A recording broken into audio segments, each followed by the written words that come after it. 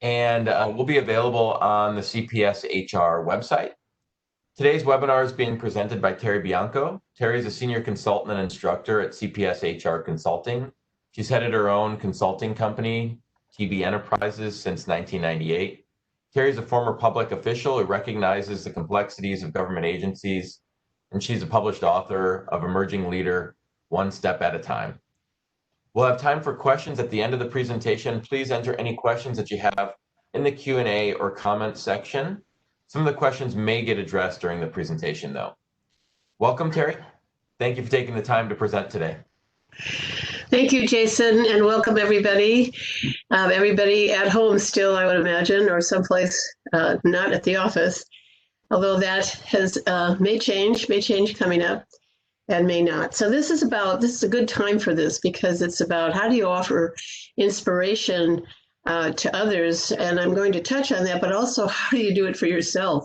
I mean, we all need to kind of become our own leaders of our own self, and that's important.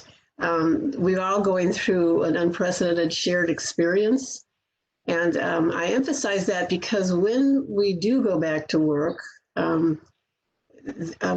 there's going to be a lot of changes. There's a lot of opportunities to make changes and to shift how we see leadership and how we see authenticity and how the need for it is there in the workplace.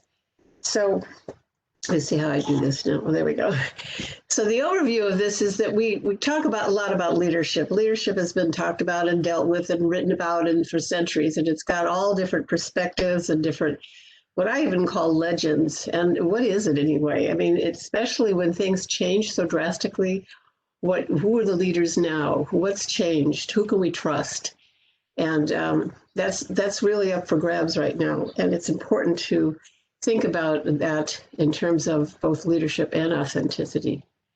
So here's some legends about leadership. We have this view, anything that's grand, mountains, things like that, that feel like they are awe-inspiring. We always go, oh, that's amazing. And awe is an amazing emotion that we don't talk about much, but it means something larger than us, big like that. And then there's also the beautiful sunsets do that too. We say, oh gosh, look at how beautiful, that's so inspiring. Also, nature, treasures of nature. How is, we just, that's awful. And then also, it's awful, it's awe-inspiring. And then performances, thrilling performances. We say, oh, that's amazing. So, but how do we, what does that mean about people? We look at leaders as bigger than life, as something that should be this big thing that inspires that in us. And yes, these things can happen, but nature had a lot to do with the other things and a lot of talent and work for this performer here. But leaders, I think, are everywhere. And I think that's what we're going to look at today in terms of what is the legend of leadership that we always think we have to do. So the legend of leadership is the different perspectives or thoughts we've always had about leaders. And here's some of them that I think might show you what we're talking about. Leaders show initiative.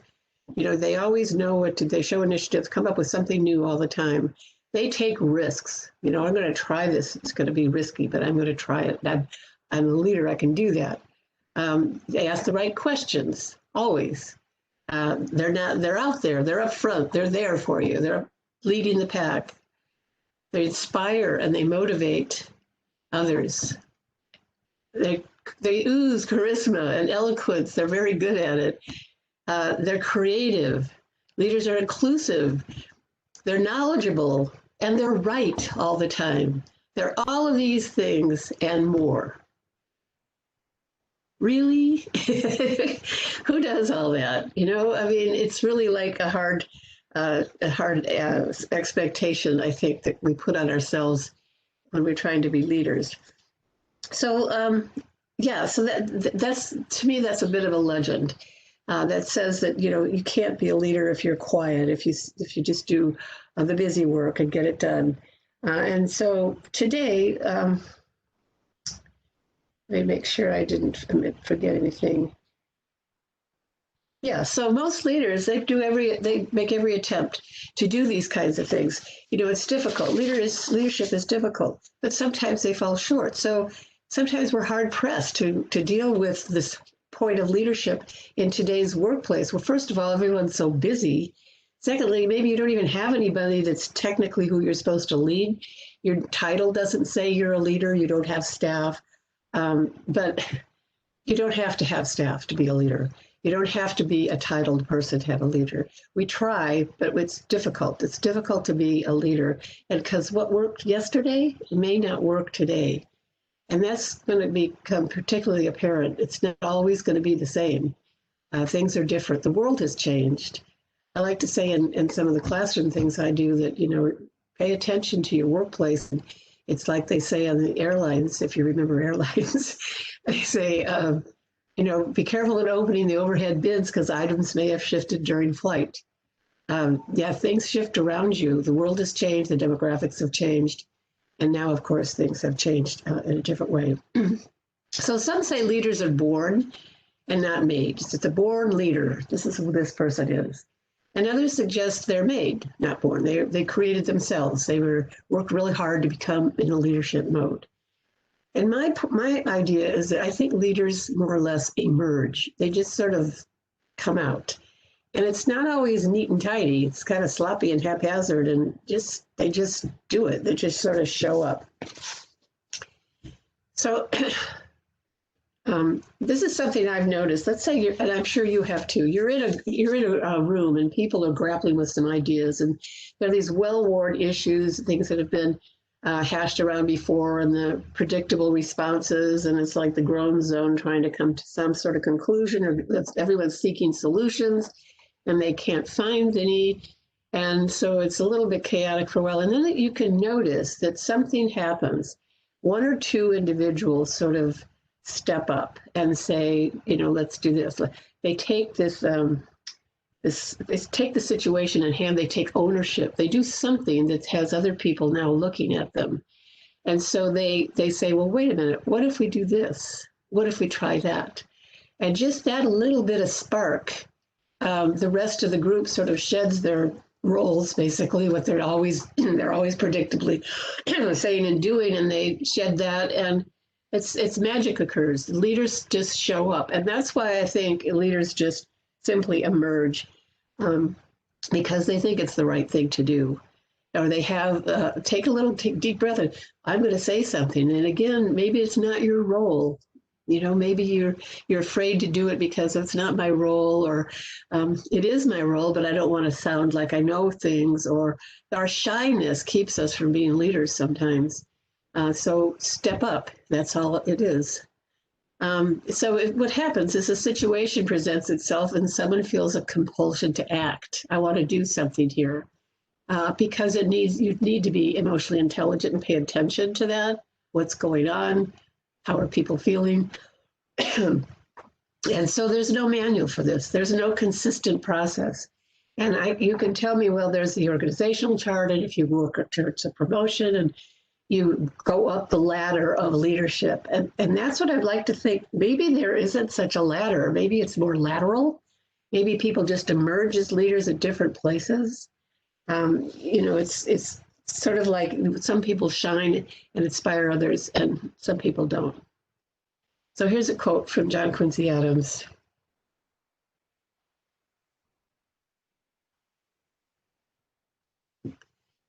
So it's your actions. It's things you do. It's how you do things. There's a wonderful book called How by Dov Seidman, I think. And he says how is becoming more important than what. How we behave, how we work with each other, how we talk to each other. And right now, people are in such fear and frustration and uncertainty. They say the stock market doesn't like uncertainty. Well, neither do people. And their people are showing up in kind of strange ways. I had someone, total stranger, at a store the other day, well, more than 6 feet apart from me, say, you need to fix your mask so your nose isn't showing. Okay. She's like, what is going on here? So, so it's how you act and how you become. So the how is becoming, how you behave is becoming even more important than what you do. So let's look at this. You've probably never heard of Cornell Griffin. Cornell is a mechanic, 39-year-old mechanic, He lives in Minneapolis, and he's been laid off because of the virus, and he's been sort of holding up in his basement. He's been reading the Bible and checking Facebook posts and so forth. And while he was doing this, of course, a protest started in Minneapolis. And one of his friends came by and said, man, you ought to get into this. This is amazing. And Cornell says, nah, it's not my thing. Not really. That's not what I do. So, but then, he thought about it a little bit and he thought, well, I can either sit here in fear for my safety or fear for my health, and or go out and do something about a cause that I really think is right. I believe in it. And so he did. He said, okay. And so he showed up at the protests.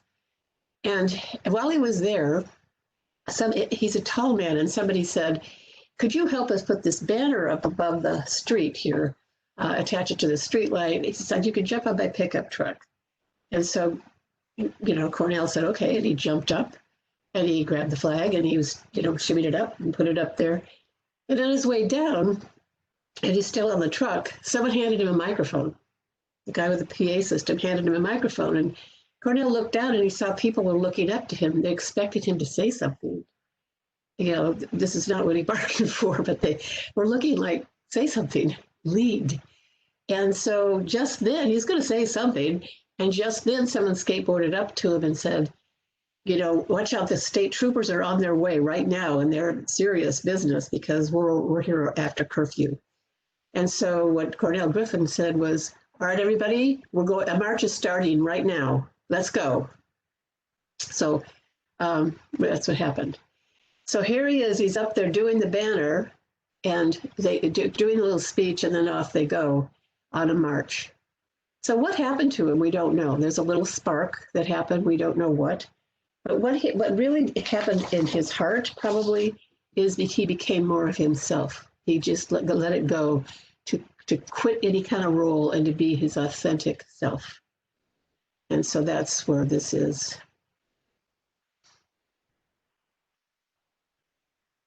Becoming a leader is synonymous with becoming yourself. It's that simple, and it's also that difficult. So authenticity. So we've had authentic leaders in the past, but there's a lot of different kinds of leaders, let's say, levels of leadership. And some of these you may recognize. There's a lot of types and levels of leadership, and these are there's three classics that I've picked up on. One is what's called the autocratic effective leader. And that's the person that, gets things done. They're really good at it, and it's a do as I say person. This is the military. They need to be that way, or paramilitary, firefighters, things like that. But the autocratic effective leader doesn't ever ask anybody for input. They just say, get it done, do it. So you're walking around, you don't know why you're doing it, but you're working hard because they are effective. They, get on your case, do it. Film producers and directors are like this too. Very direct and no time for feedback, no time for discussion. So they usually demoralize people. They cause a little burnout. I'm working all the time. I have no idea what I'm doing or why I'm doing it. And I'm busy all the time, and it's just not pleasant. And so the culture there that creates in an organization is blind obedience. Like I said, that's what we just, yes, ma'am, yes, sir, and that's what happens. And they're still around. They're still happening in a lot of organizations. But it isn't effective because, you look at the you look at the employee engagement, it's very low, and this is definitely a cause of that. Then there's a bureaucratic leader. We're all familiar with those. That's someone who bureaucracy grew out of the Industrial Revolution, and it's still there today. And it's very strong structure. It's built to survive, but it has a lot of rules and a lot of steps to go through and a lot of boxes. And so a bureaucratic leader makes sure that all the I's are dotted and T's are crossed, and they follow the rules. And they let you know what the rules are. And they said, yeah, if you want to go to promotion, if you have this idea, that's fine, but you got to wait until your job description changes. Which, right now we need everybody's idea. So they're seldom very inspiring. Yes, they're there for you, but they're not inspiring. And so the culture there is what's called informed compliance, meaning we're going to comply with what's going on. We know what has to happen, so we're going to comply with that. But it's not, like I said, it's not very inspiring. And the third is the authentic leader, sometimes called the collaborative leader. They also get the job done really effectively, but they also add value to the people doing it. And they include them in the decision making. They include their expertise in the process. They collaborate. They even can say, I don't know all of this, maybe you do, and so let's together do this. So they just sort of don't have that master of the universe outfit on. They share with people and they coach them. And they also talk about people's values. Where are you headed? What do you want to do? So that you feel more like you're a part of something you have someone that's really genuine and authentic. And the culture there is the shared values or self-governing kind of leader.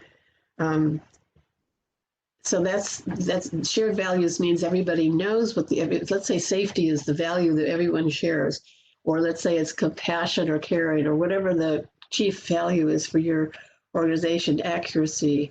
Everybody has that. And so you don't need someone, whatever you say, your boss will say too, or vice versa, because you share that value. And that way you can be self-governing. You do it because you know it's the right thing to do. And it keeps people lined up. It keeps people on the team. If you start sloughing off, the others say, what are you doing? We need you here. So it's very self-governing in that way as well. So authentic means, it's from the Greek authentikos, it means genuine. It also means the author of your own life. And what I'd like to suggest is, and this is something that was said in, where am I, Good to Great, the authenticity is what Good to Great, Jim Collins wrote a book called Good to Great about how some companies go from just good companies to great companies. And you would think that it was that charismatic, dynamic leader that did that. In fact, he found in many cases that he called it's what's a level 5, I don't know why it's level 5, leader, which means that this is the person that may be down the hall in the modest office, always caring, showing humility, but also very courageous, sort of a paradox there. But yeah, very, humility was one of the characteristics. He said, it just shows some vulnerability. It says, I'm not in charge of everything. I'm here and I want to be here for you. And I've got the role and the responsibility and I will take it and I will do some courageous and risky things. But my bigger thing is I'm going to lead from my character. So that's so I think contrary to our traditional view, the authenticity is really what we're looking at here. So the leading from character, leading from persona, well, what does that mean? When you have persona is what our outer image, if you will. It's what we carry around. It's our status, it's our title, it's our where we live, it's our upbringing, all of our education, all of that is our persona, how we come across to other people. It's external focused. And so we all have them, but some people have a whole lot more than others. And so when you have a lot of this persona, you have to hold on to this image. You have to hold on to it and be safe with it. It's not necessarily who you are in the dark at home. That's your character. That's the inside job, if you will. Persona is hard. It's like a viscous covering that it's hard to penetrate with new ideas, with new ways of seeing things. And it's also hard to come back out if you want to. It's hard to change who you are. It's hard to be flexible when you have a lot of persona going around. So here's someone that would be a classic look at persona. I didn't want to do a person here as clip art. So that would be persona. And it's not a bad thing. We have to have it. But when we're leading from that, it means we're leading from some superficially higher place than other people. Superficially different. I have a role to play here. Someone else is coming from their character, and that shines through. You know it immediately. You can see that they're genuine, that they're caring, that they really are truth telling, and that you can tell, you can feel it. It's authentic, basically. You don't get rid of your persona. You need that. You always have a little bit of that, but you have this character that's driving what you do.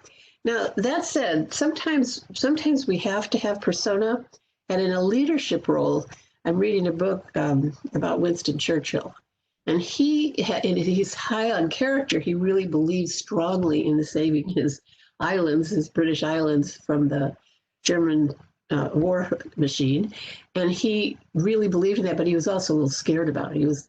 But what he did was he put on his persona whenever he gave a speech because he needed to get the support of the British people. Hang in there. He was telling the truth always. This is going to get awful. This is going to be bad. We're going to be bombed. And then he also said, but we can carry on.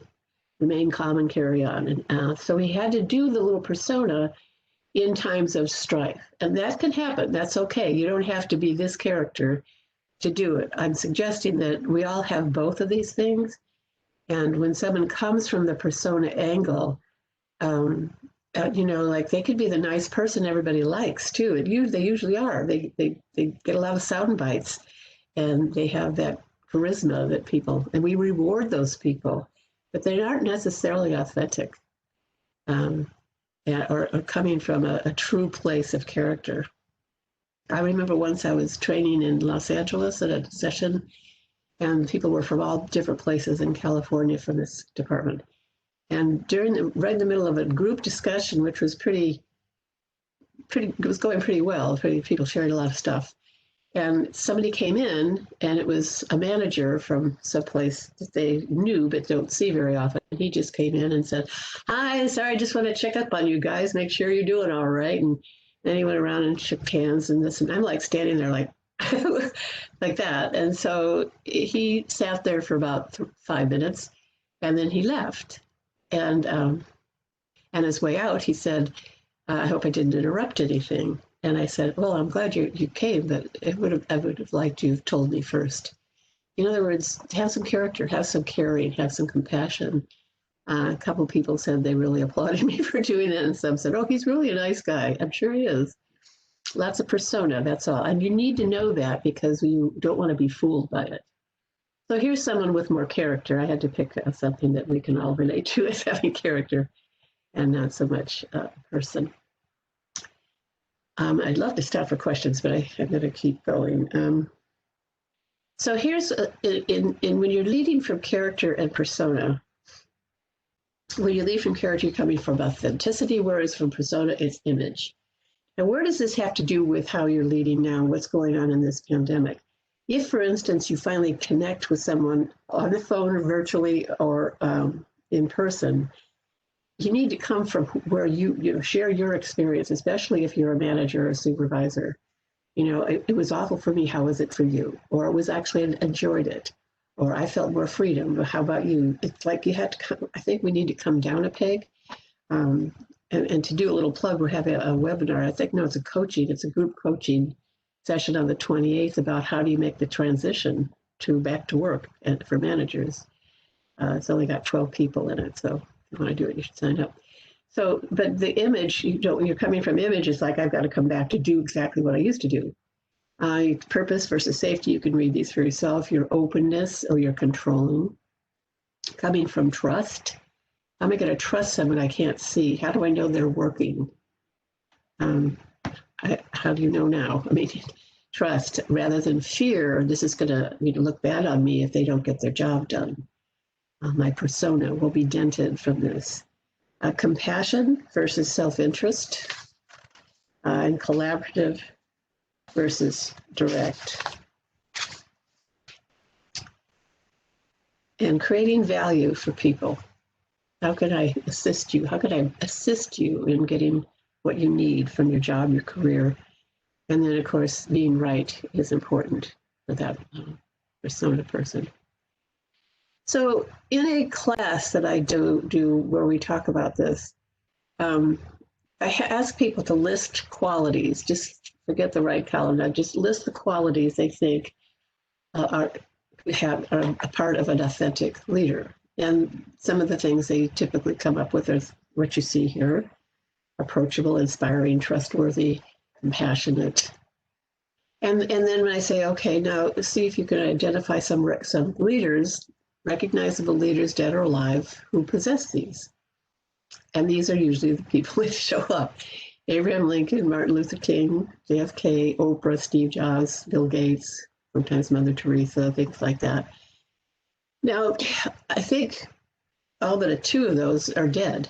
So we don't really know if we're counting on their legacy, that they're really authentic. And how would they be now? We do not know. But lately, what I've been doing, what I've been seeing in these classes is when they say, who are the current leaders? I'm getting things like healthcare workers, first responders, farmers, farm workers. These are people that are out there continuing to provide in maybe dangerous situations. Hospital staff, volunteers, food service providers, all of those folks are what I've seen today. So are those leaders or heroes or both? Yes, they're heroes, but there was, I remember an interview with someone who said, a healthcare worker, they said, why are you going back to the hospital even though it's really likely you're going to contract COVID-19? And she said, well, I'm trained, I'm a professional nurse or whatever she was. And she said, I know I'm here to save lives. That's what I signed up for. And that's what I do. So it's what I do. And I'm going to do it. I can't imagine not doing it. So that's, to me, I don't know, is that a hero or a leader? I'll let you mull that over yourselves. So authentic leadership also means doing what's right, considering the whole, doing what you don't want to do. So when you say doing what's right, if you ever put up lost puppy signs or yard sale signs, go back and get them later, because it's also citizenship. Authentic leadership is citizenship. And so you want to consider the whole picture, what's going on overall, not just your niche, but everything. Doing what you don't want to do, that's the side of true leadership. I'm going to do it. I don't want to do it, but I'm going to do it because I know it's the right thing to do. Stepping forward when no one else will, and stepping back and letting others shine. That give and take is a good sign of a leader, no matter what level. So that's it. I'm open for lots of questions if you have them. I can go back to any slides you want, and we'll see what you have to share. Jason, are you there still? You going to do this? I'm here. I'm looking for questions here. Terry, would you like to answer any of the questions that were submitted prior to registration at all? Do you want me to go through some of those? We didn't receive any through the chat or the Q&A. So if you do have any questions, please submit those in either of those locations on the line. Okay, well, I think there's just coming in now. I'll take either one. I thought there were. I'm happy to do that if you want to do that. Those people on the call. And for people asking for a copy of the presentation, we'll post a copy of PDF version of the presentation on the CPS HR website. If you go to the About tab and then go to Webinars, it will be there also with a copy of this recording. So give me a day or two, though, to get that online. So if you have any questions. Sure, go ahead. Question came in. What do you think about the leadership quality of vulnerability? Oh, I think it's wonderful. I think the more vulnerable people are, the more honest they can be. If someone's vulnerable, if someone says, I don't know, or this is new to me, it immediately, or I blew it even, that immediately opens the door for others people to come through. It's probably the most authentic, purposefully authentic thing you can do. Apologizing is also right there. I'm sorry, I made a mistake. I want to mitigate it. I want to make it right again. I want to take ownership of it. And I think, that's powerful. If they don't forgive you, that's on them if you do that. And I've often thought, I don't know if anybody remembers Richard Nixon, but long story short, when he got caught doing the Watergate business, he was busted by the reporters and kept being busted by the reporters. And he had a 75% approval rating at the time, which is huge. And then he kept denying what happened, kept denying it. People found more information. It didn't happen. I didn't do it. I wasn't there. And pretty soon after he, denied it, and they kept showing more facts, and he denied facts, and his approval rating went down, and finally he actually resigned. I've often thought if he had apologized at some point and said, I did the wrong thing, and I overstepped my bounds, and I apologized to the American people, he might still be president. So that's my little speech there. Okay, let's hear what else we got. We have the question of servant leadership, and what do you think about the servant leadership style? I don't know a lot about it. I know that it was popular for a while, and I'm not. Maybe fill me in what you think. Leadership is more about taking care of the other person at all costs. I'm not sure what it means. So if you have a little more clarity, I'd be happy to do it. But I didn't ever delve into that. There's so many types of leaders that it's like coaching. There's different types of coaching too. Vulnerability, by the way, is a big part of coaching. That's another whole topic. How do you work with an autocratic leader and be happy in the workplace? How do you work with an autocratic leader and be happy in the workplace? They might be separate things. No, you do what you're supposed to do. If you are running up against a brick wall, always, because you don't know why something's happening or don't know what to do about it, then you're going to be miserable. But if you're going to say, this is my job, this is what I do, and I like the people I work with, I like the work, I know what we're doing overall, and the big picture is good. We provide this service. And this person, for whatever reason, chooses to withhold information and just be direct. Now, that's one way. The other way is to try to break it down and, set up a meeting and say, help me understand why. Very nicely, open-ended questions. I would be more productive. You're not getting the best out of me. No leader wants to hear that. You're not getting the best out of me because I don't know the big picture. I don't know what's going on. I don't know why we're doing what we're doing. It would help me if I did that. I actually have a client that had to do that too recently. I said, I just want to work better with you. And I tend to operate best when I have a big picture, when I know why it's going on. So another option takes a little bit of risk, takes a little bit of leadership on your part, but you could do it, make you happier. So choices, just do your job and like it, or, confront it, say, I need more information. Or get a new client. Okay. How do we convince the do-it-yourselfer to be more of a team player? How do you what? How do you convince the do-it-yourselfer to be more of a team player? Oh, the person that wants to work solo. I'm sorry. Oh, that's a hard one. They're the maverick, right? The outlier. They don't want to be part of the team. Well, one thing you could do is just make sure you pay a lot of attention to the team. And if you're on the team, just constantly, there's a strong motivator of belonging. And if the team is all like high-fiving, we're good, we like each other, yay, let's laugh, let's go out to lunch together, whatever, the good old days, that other person is left out. And it sounds cruel, but that person is deciding to do that. If it's eroding the team's work, then it needs more, direct disciplinary action or coming together again. What's going on? What's keeping you from being part of the team? Usually, that it means that they're either. Some people work better alone, by the way, and it's okay. If the team's more collaborative, like that person does a lot of really good stuff, and it's expertise, and only that person does that, then that's fine. Okay, but we need you to be here. You are very needed here. That's another way to approach it. Be more collaborative. And not everybody is going to be the same in a team. You all come from different places and different expertise. I'm all in favor of collaboration. If it's just someone who just doesn't want to talk to anyone, then it's a whole different thing. It's hard to know without knowing the specifics, but I'm happy to go further if you have more specifics about DIY.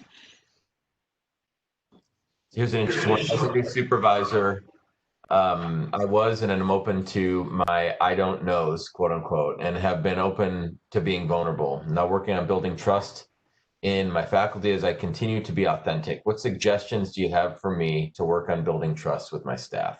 Building trust. Okay. That's a big topic. Trust is probably the most important thing we need right now in the world. So my suggestion is first, just top of my head, let me think a second. We don't talk about trust at all. And I think that might be a good place to start with the whole team. I want to make sure that if you're already doing these things, being vulnerable, being I don't know, being open and authentic yourself, that it seems natural for you to say, I'm just not sure we trust each other. And I want to make sure that's there because honestly, the world is a mess because people don't trust one another. Lack of trust is probably the biggest issue facing the world today. And so you want to say for us, when we come to work or even remotely, we need to be a trusting little boat that we're. One suggestion, and I do this in a class I teach on trust, is that you might have a little exercise. What does trust mean to you? And they just list things, like, and you could start them off. Trust is a gift. Trust is powerful. Trust is beneficial to relationships. Trust is a choice. List a few to get them going, and then they say, go ahead and check the ones that apply to you, and then what else do you have that you'd like? And then you can open a discussion based on it. So you tell me what you mean about trust is powerful. And that's one way. Just keep the conversation going towards trust. And you can't, it has to be in the actions. And people say, oh, it has to be earned. Trust has to be earned. Yes, but no one ever tells you what you have to do to earn it. So maybe you need to ask that. But I think you could assume that sometimes the trust is not there because you're in a higher position and that it's nothing to do with you personally. It's just your role. But I think if you're open to talking to people already, it would be good to talk about I want to make sure we trust each other. Bring the issues to the table. Have a whole meeting just about trust. It's a good topic. Very important to keep that culture on your team. Thanks for that one. So this one is related to telework. How can I lead and be a better supervisor when I telework every day? How can I lead and be a better supervisor when I telework? So I assume this person is supervising. They're all teleworking, right? Yeah, I would think so. So it has to do with how do you supervise your team, your remote team. Well, they could do it the hard way. You could say, check in all the time or have them tell you all the 5 things they did today. Or you could have periodic meetings online. There's plenty of collaborative tools, sites for teams to work together on. And, again, you've got to trust that they're working. And I don't know that you need heavy supervision. I'm listening to a lot of people on these webinars we've been doing about how to stay motivated when you're working from home, how to avoid distractions, things like that. And they're liking the flexibility. They're liking the sense that they have a team, but they don't have to be towing the line at all times. They can take a break now and then. And at home, it's even more important because they get sort of confused between balancing work and home. So the supervisor role is supportive at this point, I would think. That's the best way. What do you need from me? Again, opening up, authentic. Or, I'm trying to supervise you from afar.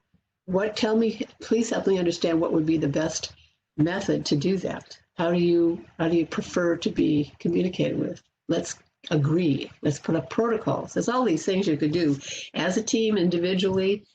But once it's there, you're part of the team and you're helping them get through things. I would say take the supportive role whenever possible. Suggestion. Do you think experience is viewed as a leadership quality? Experience? No, not necessarily. I mean, You can have experience, but not be a leader. You can have your experience and wear it like your persona. I have experience. I have a PhD. I have this. I've done this. I got lots of experience. Does it make me a leader? I don't know. Maybe it adds up to being a leader, but it's by the actions. How authentic are they? How inspiring are they to others and to themselves? You need to inspire yourself. You need to say, I'm experienced, but I'm also I'm good at things. I have confidence. So it's really building your own confidence too. But no, experience by itself is not necessarily leadership. Sorry, if that's what you're wanting me to say. You got any more? I got. How do we work best with managers who lead from persona rather than character? Well, you have to understand the persona, that they are coming from persona, and I hate to say this, but you kind of kiss up to that a little bit to get them warmed up. But then again, keep asking the questions. Like almost like, tell me how you really feel. They don't change very easily. I have to say, if they're so ensconced in their role, and it's not a very pleasant place to be when you're walking around with just persona, because the world changes around you, and it's a little hard to get out of that, wetsuit that they're in. To change. Change is hard. Flexibility is hard if you've got your set image that you want to be right, and you want to be image, and you want to be the glad-handed person, and like I say, making good sound bites. But where are you in the middle of the night? And so, in a way, be sympathetic. That's what I would say.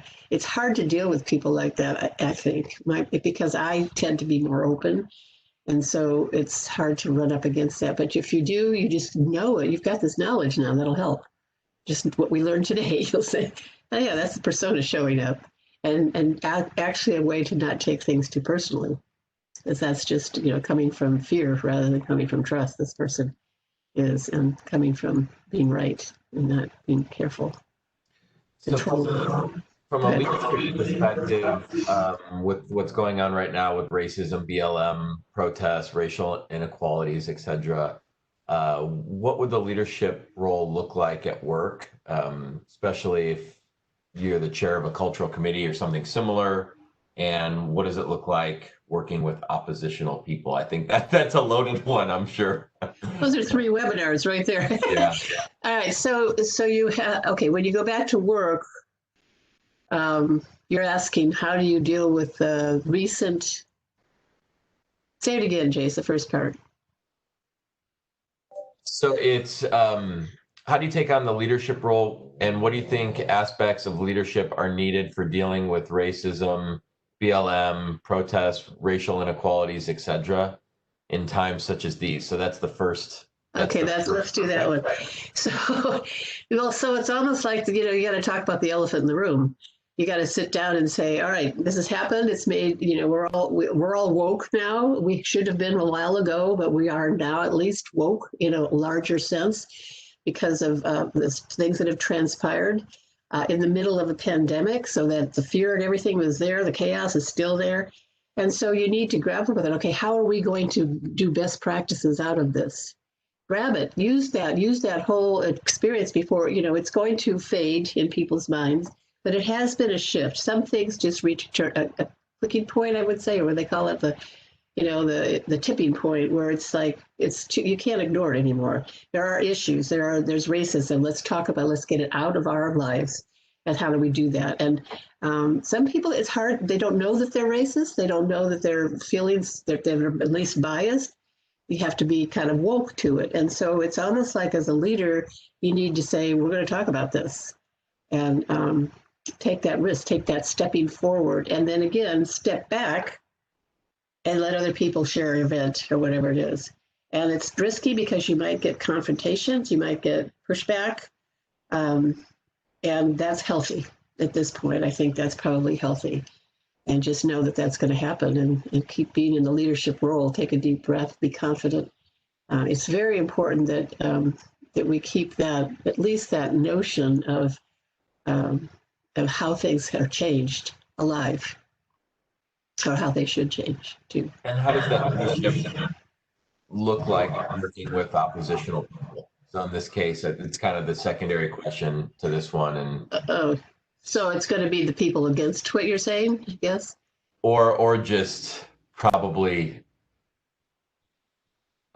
In my thought, it wouldn't be necessarily the people against what you're saying, but maybe the people that are silent or not in agreement or um, just sort of silently against what you're saying. Well, then that's, yeah, okay. So then that actually, as a leader, I would get a little training or at least um, get better at consensus building. You're going to get people, you want that really. You want to get people with opposing views on things. And it's like all of us are going in this direction because now we're all woke. If this is the same example, we're all woke up now. We know this has to help. And here, where are we showing racism where we are? I mean, all of corporate America is suddenly changing everything because suddenly they're woke. I don't know if that's expressive. Aware. They're more aware and more things are more visible. I mean, no more Aunt syrup, no more Redskins. That's badly needed. Like, whoa, I didn't. Of course, that's important. And it's like an aha. It's like a duh aha. Well, of course, that would have to change. So you want to have that opposition there and let them, find out what's their issue is, and then work towards building consensus. Where is the common interest? That's what you do with consensus building, not positions. Your position's this, your position's that. What's our common interest? Do we want a better workplace? Do we want a team that we can trust? Do we want to be exemplary in as an organization? So you need to build consensus there. I guess if that's the opposition. Certainly you don't want to do a fist fight, but it could end up, like I said, a little chaotic. But then, it happens. People do want to trust. They do. We're hardwired to want to trust from the time we were in caveman days. And men and women days, we have to trust each other because, that's why we built societies. We needed each other. And so people you can rely on that people do want to trust and build consensus. How do you, very much, how do you work with silent leaders? Silent leaders. You mean someone that doesn't say anything? I don't know. I don't know, just keep working. I'm not sure what that is. I'm assuming it's probably somebody that's not very vocal with maybe expectations, and we got clarification. They don't provide a lot of feedback.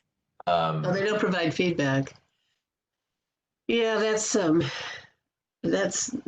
not a good thing because particularly the younger generation, millennials and Gen Z, they really like feedback, instant and often, and not having it demoralizes, frankly. It turns people off.